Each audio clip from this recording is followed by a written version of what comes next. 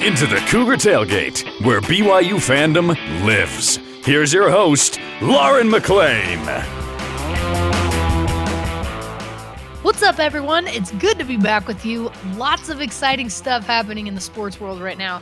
And if you're lucky enough to have your NFL team be one of the 8 still in the playoffs, your hopes are high they'll make it through the weekend to the Final Four. However, if they happen to fall short, what's your go-to thing you do to console yourself after your favorite team loses? I asked you on Twitter and got some great responses as always, and we'll have that conversation later.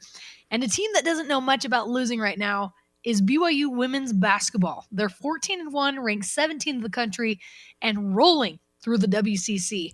Assistant coach and former BYU standout guard Lee Cummard joins me to talk about how the team is clicking on all fronts and if they can keep it going.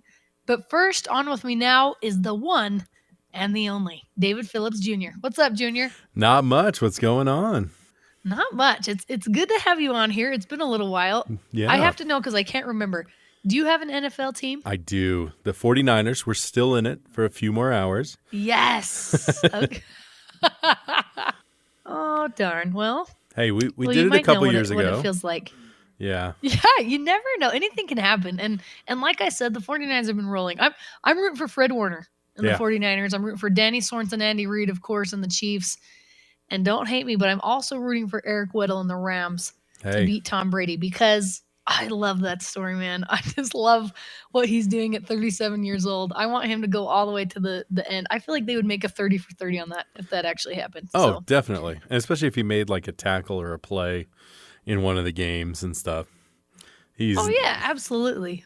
Yep. No, he's awesome to watch. And I like the playoffs, Junior, almost better than the Super Bowl itself because I like the fight to the top. I don't know. There's just something. It's just like a dog fight on the way up to the Super Bowl, don't you think? Oh yeah, it's so much fun. Obviously, all these games. Last week a lot of the games were blowouts, but the ones that were close were a lot of fun to watch. Everything came down to the final play and stuff, so it was good. They're very entertaining. Yes, and unfortunately, as you mentioned, it could be for you in a couple hours, but all of our teams lose at some point. Even Alabama loses, as we saw in the national championship. So I want to know, Junior, what's your go-to thing you do to console yourself after your favorite team loses? I think I'm definitely one of those fans that kind of preps myself before. Like, all right, they could lose, could be out of it. I just got to have that night of being like, oh, come on. And then the next day you move on and you're okay. Yeah, so sometimes, get myself a treat, something, maybe might console, maybe food to help get me over that loss. But, Well, that's what a responsible adult would do. So I'm proud of you. I don't think that's how everybody consoles themselves after a loss. So when you say you kind of prep yourself for the loss, is this out loud? Like, is this to your wife or friends? Or is this kind of in your brain? And my kids. Okay. I may have done that when the Niners were playing the Rams in the last game of the season. Oh, man, they're going to lose.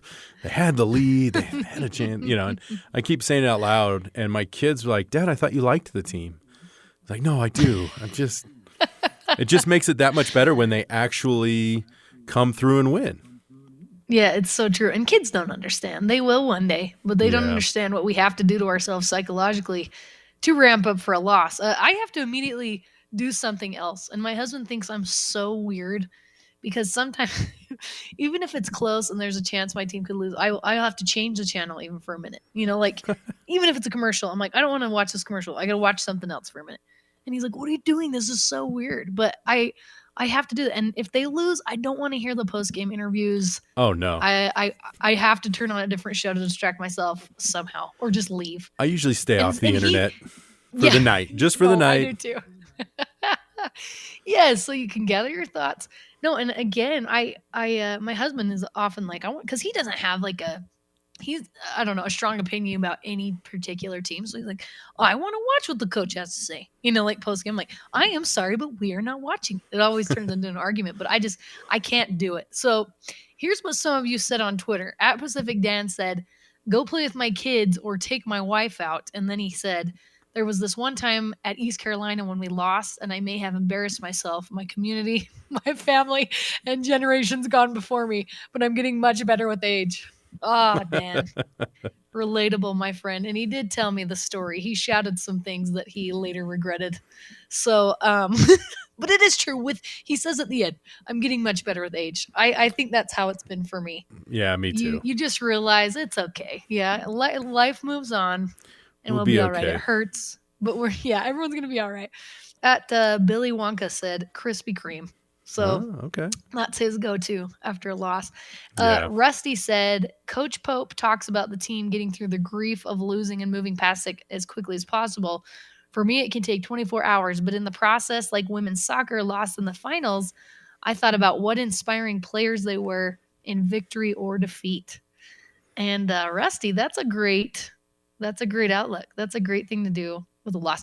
I feel like that's easier to do with a loss like in the national championship. Yeah. Like women's soccer, because that's not something that really hurts. It hurts because you want them to win, but it's still like, oh, you're the second best team We're so proud in of the you. entire country. Yes. You can't feel anything but like a little bit of pain for them, but also so dang happy that they made it there. So yeah, I agree with Rusty in that it's fun. There's been so many amazing BYU players, male and female, that have been amazing to watch, that have done incredible things, and teams that you feel that like, oh, I feel so blessed that I was able to cheer for and watch these guys. It's incredible. So I love that. Thanks for all your responses, everybody. I love them all. Keep them coming. And Junior, a team that doesn't know much about losing this year is BYU women's basketball. And I know you know a lot about them. They've been seriously stomping teams in the WCC. Like I'm talking 30 and 40 points. It is fantastic. Oh, so something's fun to going watch. right. Yes, something's going right and clicking, and they are so entertaining to watch. So Junior, what do you think their secret is right now? Well, honestly, I mean, it's the veteran leadership. So where you have obviously Paisley Harding, Tegan Graham, and even Shaylee, and who's technically a sophomore but has been here for a little bit, to keep them calm. And they have so much experience, and obviously Juddy has been here forever and done an amazing job. But they've also got these young, talented players that even when it gets into quote-unquote garbage time, they keep running the score up because they're so talented. And it's only going to make BYU better when, you know, some of the Sarah Hampsons and Paisley Hardings move on, graduate. There's going to be new talent coming in, and this team is just going to keep growing, getting better. And, I mean, even now, one loss in overtime at Oklahoma, you can't ask for much more from this team. Oh, they are so good. Poor Juddy is never going to retire. So Juddy would talk to me about how excited he was for the freshman class that are now seniors, kind of junior seniors. And he said no matter what, he was sticking around to coach them through their careers. And it makes sense. We're seeing how seriously talented and fiery those women are. They're an elite team that I think can win the WCC tournament or go far in the NCAA tournament. And I don't want to get ahead of myself because anything can happen, injuries, you can have shooting woes, etc. But they have yet to face Gonzaga and Santa Clara, which are the top of the WCC right now. But I think if they can remain consistent, I think it is theirs. I think absolutely they're just that good. They're that deep too. So if Shaylee's off, you've got Paisley and Tegan Graham. You've got Lauren Gustin, who just night in, night out, you can just pencil in a double-double with her and stuff. Just so tough and so hard-nosed. And there's so many people, Falatea coming off the bench, there's so many people that can hurt you and stuff that it just, even when they play these good teams, if someone has an off night, you know someone else is going to step up. And that's the mark of a great team. It is. And unfortunately, in years past for women's basketball, it's hard, obviously, to fill up the Marriott Center. That's hard to do anyway. But you've been able to see, have the women's basketball team been able to bring out more fans this year because of how good they are? Definitely. I think there's been a lot more fans in the stands and excited about this team and stuff, because I think people realize when you watch them play, this is a team that could make a deep run. This is a team that could win some games in March in the tournament and stuff. And very much, I mean, they were picked to win the WCC, and they're very well on their way to doing that. And fans like to watch winners. Absolutely. Fans like to watch their team win. And so that's definitely going to draw out more fans. All right, we also have to talk about how much fun the men's basketball team has been to watch these last couple of games. The games have been close, entertaining, and clean for the most part. It just seems like the guys are grinding it out the whole time. And I have to say, Junior, I love Alex Barcelo. I love his type of play, the passion he brings to each game, and his trash talk. I am a sucker for trash talk, Junior. Oh my Nothing gosh. vindictive or mean. Nothing vindictive or mean. But a jab here and there, I am all for it. I love it. Jace Townsend getting in his face late on a foul. Yes. And if you look at Barcelo, he points over to the scoreboard and says, "Hey, what's that say?" And you watch Jace, and then Alex actually retweeted that clip and said, made him look, and stuff. And yeah, I am all for that. And crunch time Alex Barcelo is my favorite. And you can see this light comes on in there when the game's getting close and it's kind of in the balance. And he just goes to a different level. And yeah, he's got that swagger. And this team, the way that they grind, and to watch guys like Fousseyni Traore and Tiki Aliatiki, true freshmen coming in, learning on the job, and excelling. It's so fun to watch and to know these guys' stories and watch them succeed. It's so much fun. And like you said, they're a grinded out team. They're not one that's going to blow you out, but they're going to be in every game, and they're going to be there to grind. And that's what gets you wins in March. So, and I think something that makes Mark Pope so good is it's easy to get down when you start getting down in the game, right? Like it's easy to kind of lose your spirits. I think Mark Pope and his assistants are such good coaches at keeping the team's spirit up. Like it doesn't matter that you're down 10 right now. You can come back and you can win in that. And the guys, that goes to show, their character, because they've done that game in and game out. They have rarely been blown out. That Gonzaga game was an anomaly because Gonzaga literally did not miss. Yeah. But they were in the game, right? Like it was a phenomenally played game by BYU. So I think besides that game, they've been in everything. They just grind it out, and they are so much fun to watch. So men and women's basketball right now, you are phenomenal. Up next, women's basketball coach and former BYU standout guard Lee Cummard comes on to tell us what the secret sauce is for his team's success right now and what it was like meeting Charles Barkley. This is Cougar Tailgate.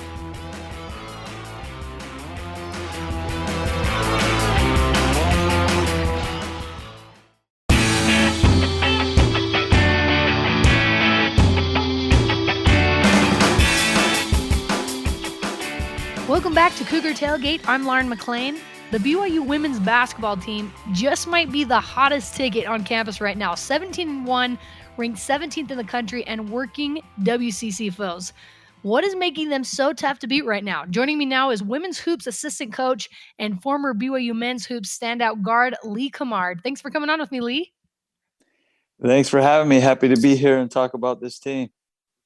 Oh my gosh. Okay, well, first off, it looked like you guys were in an airport, I think, when you got to meet Charles Barkley. What was old Chuck like in person? I got to know. So at first off, it was awesome because Charles is one of my childhood heroes as far as athletics is concerned. Grew up in Arizona, huge sports fan of the Suns at the time. And that team with him, he was my favorite player that year and still one of my favorite players. But he was gracious. He was trying to stay a little under the radar, had a hat on, and it was pulled down low, had his mask on, of course. But he's pretty hard to miss. Yes. And so, yeah, we were standing there at baggage claim, and he came over with a cart, and he had somebody that was helping him. And so anyways, the girls went and approached him, asked if they could get a picture with him. And he was gracious and charismatic, as you would imagine, and just a great guy. Oh my gosh, that's a dream. I'm with you. I love Charles Barkley. And I was going to say, good luck, Chuck, trying to stay under the radar. He's a large man that definitely stands out. Yeah, he is got a large stature, and but he was pretty hidden. His hat was pulled down low. He was doing his best, but once we kind of outed him, he kept his hat off. The mask was on, of course, but he kept talking to everybody that was down in baggage claim and really gracious. I love that. That's really cool. All right. Well, you recently tweeted out that I just have to ask about this too. The Dave Rose used to have days off of practice so you could play wiffle ball in the Marriott Center. Tell me a little bit about that. What was that like? That's all news to me. Yeah. So Coach Rose, typically about this time, January, February, where you're in the grind of a season, league play has started, and depending on the schedule, because in the Mountain West days, we used to play Wednesday and Saturday. So it typically would be a Thursday because you have a day off. We wouldn't do it Monday and Tuesday would be preparing for the Wednesday game. It'd typically be a Thursday, and we'd come in thinking we'd have practice and we'd be taped, and he would spring on, Steve Bushman, the equipment guy, would come out wearing all umpires gear. Or one time there was players that had on full BYU baseball uniforms or Coach Rose, type of thing. And it was just one of those fun things where there was a plate, coach would split up the teams, and we would play wiffle ball, typically not with the actual wiffle ball, usually like a soft, squishy softball sized ball.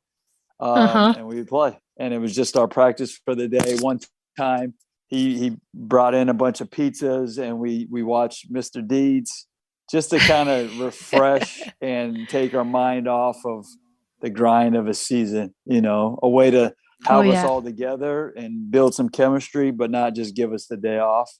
And those are cherished days. I mean, I remember Tavinari couldn't hit or throw a baseball to save his life, and Jimmer was just as good at wiffle ball as he was at basketball, and would crank a homer or two every single time we played. So good times, really good times. I love that. I was going to ask you, so was it Jimmer? Who had the best swing on the team? Well, there's a lot of good athletes that came through, at least my time. Sam Burgess was a tremendous baseball player. Jimmer could definitely hit the long ball and usually would do that. Lamont Morgan was solid at baseball. He thought he was better, of course, than he actually was, but he was okay.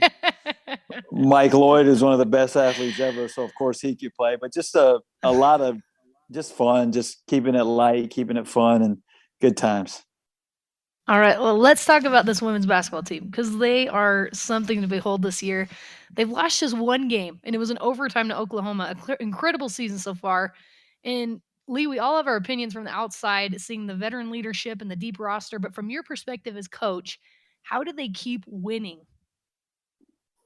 With this team, I was actually thinking about that last night as I'm falling asleep. I'm like, because some of the media has done some interviews with Judd, and I've got to read some of those. And I honestly, they honestly bring it every single day. Like, it doesn't matter if it's the day after a game and we're back in a practice. They just want to play. They want to compete. And every single day we've had great practices. Some are a little less intensive than others, but mentally they're locked in. Physically they're locked in. Judd does a good job of managing, hey, we have 2 games in 3 days type of thing. But they just want to play. You can tell that they like being around each other. They genuinely come to the practice or on a road trip, and it's not really a grind. They like being around each other, and I think that's very important. Absolutely. That's so amazing. And you guys have won by 30, sometimes 40 points against WCC foes. And harder teams are coming up in Santa Clara and Gonzaga, but offensively, they've been incredible. So what's making them so dominant on the offensive side? Yeah, I mean, Judd runs a motion offense. Let's step back. We have some really talented players. I mean, that's the truth of it, right? Like, yeah, we're running some good stuff, but we have some really good players, and they're a year older than they were last year, and everybody has bought in. I mean, you see it, the way they speak to people about this team. You can tell everybody knows their role. They're excelling in their role. They want to help any way they can. It's about winning to them. So it starts with the talent, but then you just have this unity it's really fun to see day in and day out and be a part of. I remember Juddy telling me, I believe when it was Shaylee Gonzalez's freshman year, he said, I'm so excited for this freshman class. I can't retire till these guys come through. But then you guys keep having these incredible young athletes come in. I don't think Juddy will ever retire. So what do these young girls do for this team? Yeah, we feel really good about the players in the program that aren't playing as much. I mean, and some of those girls committed to us and signed thinking, hey, Paisley's going to leave and I'm going to come, and Maria's going to be gone, and Sarah's going to be gone, and Tegan's not going to be there anymore. So here's significant minutes. And truthfully, like a lot of these girls that aren't playing as much, they'd be starting or playing significant minutes. But we were blessed to, get those 4 seniors back, and they've done a great job. Mm-hmm. And the freshmen have really bought into just like, hey, you know what? It's not exactly what I expected my freshman year, but I'm bought in and I'm learning and competing against some high level players day in and day out. And it's making me better. But Nani's come in, giving us big lift in a couple games. Emma, Ari, wrote, like, it's a great group of freshmen. And Amanda Barcelo is out because she's redshirting, nursing a thumb rehab. But just a great group. Like they're great kids. They want to learn. They want to be pushed. They want to be coached. And it's just we feel good about it. But we're all kind of locked into here and now. Like, hey, let's just win this next game, and then the next game will be even more important, kind of thing. So absolutely. Well, and that competition has to be one of the reasons the girls are having so much success, that competition in practice, having so many good players. But Lee, fans love to watch an entertaining win, and that's exactly what these women offer. It seems fan attendance has increased this season. So what's the Marriott Center been like this season, like the atmosphere for your games, for your home games? It's been awesome. And if we can continue that growth in attendance, because you're right, like the product that these girls are producing, right? Like the way they play, they compete, the way they score the basketball, and they play defense, and they do it collectively. If that fan attendance can continue to increase, including the Rock, everything just gets better, right? Like the fan experience in the Marriott Center improves because of the energy. What marketing can do and interact with the fans is better because of the crowd, but it also generates a true home court advantage, which makes our team, it helps our team be more successful and just makes games more and more important. So it's been great. The Rocks turned out, especially lately, to some of our games, and it just kind of, it feels great. And our girls are really excelling from the energy from the crowd. Obviously, men and women's basketball, they're just different style of plays. You played for several years on the men's side, coached on the men's side as well. Now you're in year 3 coaching the BYU women's basketball team. What would you say is one of the biggest draws to women's basketball specifically? I wish that everybody could spend at least an hour with our girls, right? In a more, I don't want to say intimate, but more where they can have and interact and have dialogue with them. Because I promise you, any fan or booster or anybody that can see these girls and interact with them, they'll be fans for life, right? Then you go on the court, and it's a especially this team this year, the way they play and compete, share the basketball. It's a fun product to be a part of. I mean, honestly, I'm just trying to stay out of the way, but the way they play and they score and just their collective unity, like it's great. So I wish everybody could interact with them, because they're even better players than they are as a team right now on the basketball court. Better people. And between Paisley and Shaylee and so many others, there is a lot of personality on that team, right? You've seen some of the videos. I'm in this little group thread of some friends we have from college, right? Some other couples, and occasionally one of them or their wife will, copy and paste some Twitter feed of Paisley dancing, or an Instagram story of something that's gone on. I'm like, you guys, I know this one went viral, but this is every single day. the personalities and the energy on the team. Like this is every single day. And Judd, here's the thing with that, like, because Judd does a great job of keeping it loose, but also, hey, it's time to focus. And our girls know time and a place too, right? So it's a good thing. I know from the outside, it probably seems like, whoa, do they ever practice or play basketball? They got a good grasp on it. And part of that is how mature they are and how old they are as college players. But it's a lot of fun, and the energy and the character is there day in, day out. Well, I think their ranking and their schedule being 17-1 will tell everybody that they definitely are there to play basketball. And they're an incredible group. And I got to know, last question. So if these girls were to play wiffle ball in the Marriott Center, which one of them would you think would have the best swing or win the home run derby? Ooh, that is a good question. I would say a few of them, because they're not as familiar with baseball, would struggle. Probably a little. They would have a little Tavinari in them as far as being able to hit a baseball and throw a baseball, and not look a little international with it. But Paisley's a great athlete. She's good at most everything. Devry Millett, I would assume, could really knock the skin off the baseball. Yeah, those would probably be my two choices off the top of my head. All right, I love it. Women's hoops assistant coach and former BYU men's hoops standout guard Lee Cummard. Lee, thank you so much for taking the time with me today. Thank you for having me. Everybody turn out and come watch and support these girls. You got it. Good luck against San Diego. Appreciate it. And that does it for us today. Thanks again to Lee Cummard and David Phillips Jr. for coming on the show with me. You can join the Cougar Tailgate virtually, of course, every Saturday at noon Mountain Time, or download, rate, and review our podcast on Apple, TuneIn, Stitcher, Spotify, or on BYUradio.org. This is Cougar Tailgate.